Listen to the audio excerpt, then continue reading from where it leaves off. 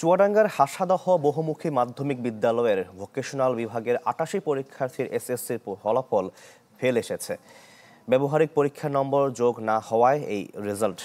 পরীক্ষার্থীদের অভিযোগ, স্কুল শিক্ষকদের গাফিলতির জন্যই এমনটি হয়েছে। আর দায় স্বীকার করে দ্রুত সমাধানের আশ্বাস দিয়েছেন প্রধান শিক্ষক।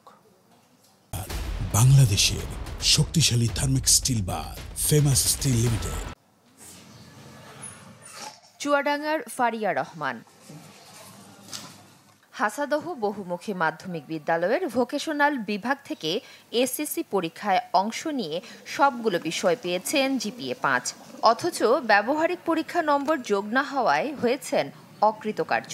তার মতো একই বিড়ম্বনায় পড়েছেন ওই বিদ্যালয়ের আরও ৮৭ পরীক্ষার্থী।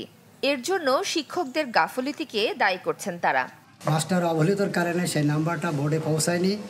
আর এর মধ্যে আমার মেয়ে আছে ফারিয়া রহমান, তার সমস্ত সাবজেক্টে এ প্লাস এসেছে, শুধুমাত্র ব্যবহারিক পরীক্ষার নাম্বারটার কারণে এই তার ফেল দেখাচ্ছে। আমরা সারা বলে যে আমাদের ভুল হয়েছে ব্যবহারিক নাম্বারে, এই জন্য আমরা 68 জনই ফেল আসি। আমি সরকারের কাছে আবেদন করতে চাই যে আমার রেজাল্টটা যেন সুষ্ঠুভাবে যেন আমার ফিরিয়ে দেওয়া হয়। বিদ্যালয়ের প্রধান শিক্ষক ও উপজেলা নির্বাহী কর্মকর্তা বলছেন, অসতর্কতার কারণে এমনটি হয়েছে। সঠিক ফলাফল পেতে কথা হয়েছে বোর্ডের সাথে। সহকারী পরীক্ষা নিয়ন্ত্রক মহোদয় আমাদেরকে আশ্বস্ত করে যেটা সমাধানযোগ্য, এবং উনি আমাদেরকে প্রয়োজনীয় কাগজপত্র যেটা নিয়ে যাওয়ার কথা আমাকে বলেছে।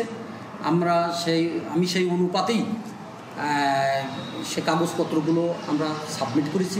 যে সকল শিক্ষার্থীদের সাথে এই ভুলবশত এই ঘটনাটি ঘটেছে, তারা খুব দ্রুতই সুবিচার বা ন্যায় বিচার পাবে, এটা আমরা বিশ্বাস করি। দ্রুত এই সমস্যা সমাধানের দাবি পরীক্ষার্থী ও তাদের অভিভাবকদের। Desk report, channel 24।